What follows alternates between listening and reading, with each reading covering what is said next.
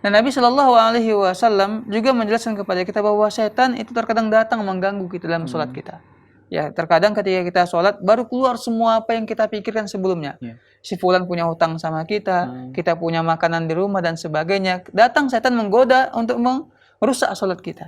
Dan Nabi terus berusaha untuk mengatakan kepada kita, kewajiban kita berusaha untuk menangkalnya itu semua. Tetap kita itu fokus dan khusyuk dalam sholat kita.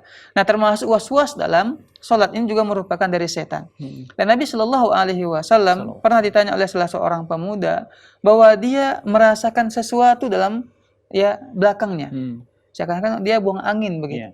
Maka Nabi Shallallahu Alaihi Wasallam mengatakan, la yang sorry, tak boleh dia itu membatalkan sholatnya, gara-gara rasa was-was yang tiada pasti, sampai dia benar-benar mendengar suara buang anginnya tersebut, atau dia mencium aroma daripada buang angin itu sudah pasti buang angin.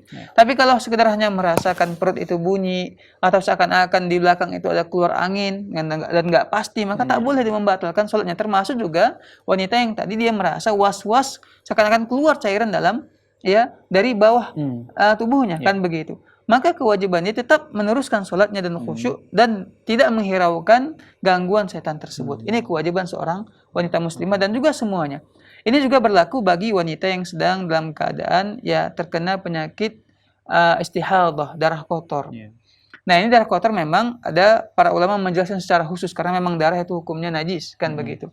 Nah, bagi seorang wanita yang terkena penyakit darah kotor itu, kewajiban dia ialah lebih utama dia mandi, kalaupun tidak, dia bersihkan darahnya tersebut, dia ganti pakaian dalamnya, kemudian dia berwudu, kemudian dia sholat. Adapun ketika dia sholat, keluar darah, dia rasakan itu, maka tak boleh dia membatalkan sholatnya. Tetap dia meneruskan sampai selesai. Itu dia, seperti itu penjelasan para ulama kita dalam masalah ini. Baik, jazakumullahu khairah.